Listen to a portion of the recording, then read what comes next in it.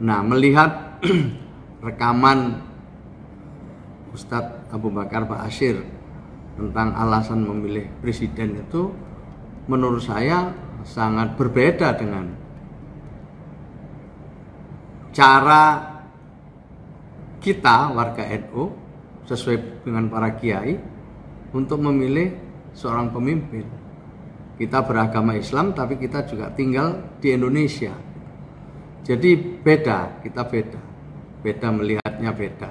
Nah tentu ini harus disadari oleh warga NU, dan saya menyampaikan kemarin itu ya, menghimbau kepada warga NU untuk tidak memilih calon yang didukung oleh Ustadz Abu Bakar Ba'asyir.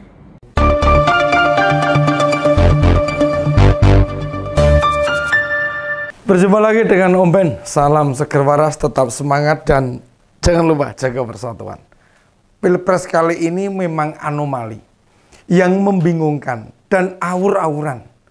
Bukan soal musuh-musuhan antar berbagai pendukung capres, tapi kok terlihat bila tidak merapat ke kandidat yang didukung pemerintah, kondisinya lalu diacak-acak, diawut-awut, baik itu partai politik, ormas, relawan, dan masih banyak yang lain.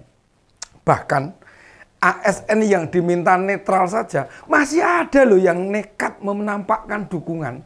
Ada kabar pula nih, beberapa tokoh masyarakat memang sengaja didekati agar mendukung mereka.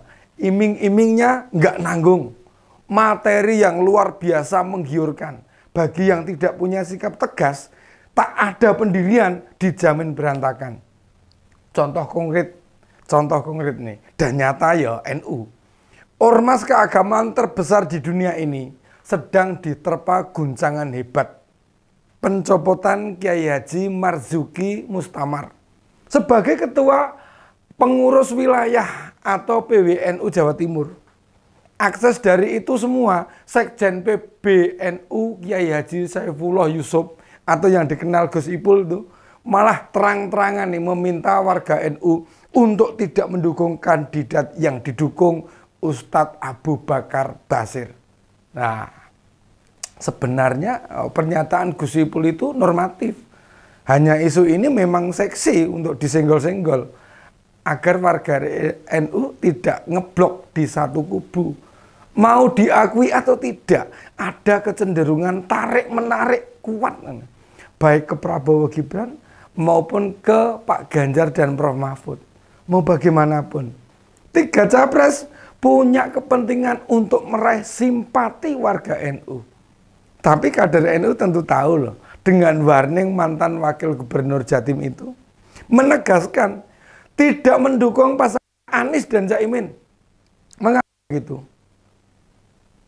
Tidak mendukung pasangan Anies dan Caimin. Mengapa begitu? Karena mereka didukung oleh Abu Bakar Ba'asyir yang kita tahu rekam jejaknya pada kasus intoleransi dan terorisme lumayan panjang. Selain itu, Ustadz Abu menolak ideologi Pancasila, tidak setuju upacara bendera, tidak menghormat merah putih, serta melarang menyanyikan lagu Indonesia Raya. Bagi NU, itu jelas melanggar prinsip cinta tanah air atau hubul waton.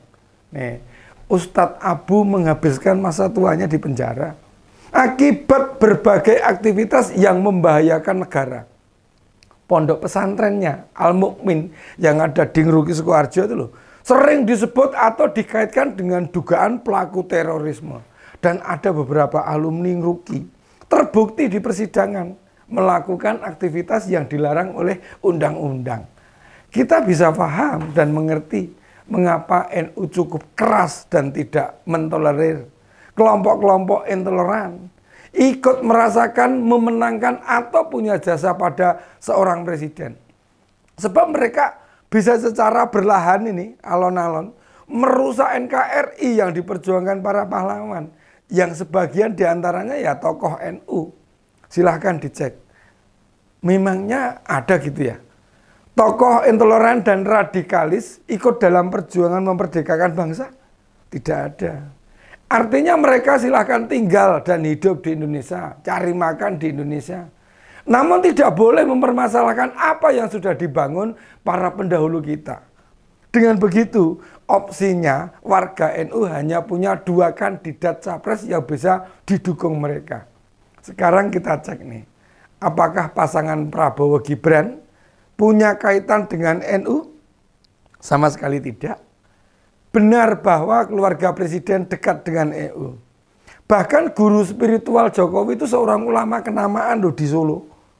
Gibran juga dekat dengan Habib Syekh, seorang ulama besar yang menggemakan sholawat. Hubungan itu banyak terbangun saat keluarga presiden menjabat dari wali kota. Sebelum jadi pejabat, rekam jejak kedekatan keluarga presiden dengan NU tidak begitu erat. Bagaimana dengan Pak Ganjar dan Prof Mahfud? Istri Pak Ganjar, Bu Siti Atikoh, itu cucu ulama besar di Purbalingga. Dan memiliki pesantren juga besar. Beliau adalah Kiai Haji Hisam Karim yang berasal dari Kalijaran, Purbalingga. Tokoh NU yang terus menjaga dan merawat NU di sana. Bagaimana dengan Prof Mahfud? Sebagai asli Putra Madura, tidak ada yang meragukan ke-NU-an beliau. Oh, nanti belibet, salah ngucap toh. Dan saat Gus Dur jadi presiden ini, hubungan dengan dosen UII itu sangat dekat hingga bisa disebut yang menemukan Prof Mahfud yo almarhum Gus Dur, Menko Polhukam itu. Sering diminta mengisi ceramah, kajian, khutbah Jumat dan rutin menghadiri haul Gus Dur. Banyak kenangan yang disimpan dalam memori di kepalanya. Bagaimana pikiran dan perjuangan atas pluralisme bagi Indonesia. Namun ya fakta-fakta ini tidak kemudian menjadikan mayoritas warga NU mendukung mereka. Soalnya ada kepentingan warga NU memilih Prabowo Gibran. Jika kita mau kritis, apa sih sumbangsih Prabowo Gibran kepada NU? Selama ini, terutama saat belum jadi siapa-siapa. Mengapa ini penting? Jawabannya ya adalah untuk mengukur siapa kandidat yang menjaga dan memperhatikan prinsip-prinsip hidup bernegara seperti apa yang diperjuangkan NU. Ini yang jelas, ormas pimpinan Kiai Yahya Khalil Stakuf menjadi salah satu penjaga masih kokohnya NKRI berdiri. Meski diserang dengan berbagai paham transnasional maupun yang berniat merusak Indonesia. Toleransi dan pluralisme adalah 2 hal yang mesti dijaga dengan benar dan menjadi bagian kehidupan masyarakat. NU memegang teguh bahwa perbedaan itu rahmat, sementara pandangan tadi sesuai dengan slogan Bhinneka Tunggal Ika. Tidakkah kita ingat bagaimana jargon-jargon kampanye Prabowo saat 2014 dan 2019 saat jadi lawan Pak Jokowi? Tudingannya loh, pro Cina, Jokowi keturunan PKI, tuduhan bangkitnya komunisme, terus-menerus mereka hembuskan. Bagi yang tidak percaya, cek jejak digitalnya, semua tersebar di internet. Dan sebagian dari mereka yang menuduh itu hingga saat ini masih ada di barisan Prabowo. Adakah mereka sudah tobat? Lantas tak menggelorakan hal serupa? Bagaimana mereka mau bicara isu yang sama bila Jokowi berada bersama mereka? Para kelompok itu loh tak berani menuduh sembarangan Pak Ganjar dan Prof Mahfud. Karena mereka tahu tuduhan itu akan dibawa ke muka hukum. Jadi tahu toh mengapa? Mereka lebih suka mengusung joget gemoy, kampanye dengan sukacita, tertawa-tawa. Ya karena mereka bingung, tak punya amunisi menjatuhkan Pak Ganjar dan Prof Mahfud. Sementara nih, bila masuk ke ranah visi misi atau program mereka ngerti, tidak ada apa-apanya. Mereka bakal keok bicara gagasan dan ide. Tanya saja pada pendukung Prabowo Gibran. Memangnya tahu program lain selain makan siang dan susu gratis? Jadi apa yang disampaikan Gus Ipul di awal pembuka tadi jelas mengharap kader NU untuk memilih siapa.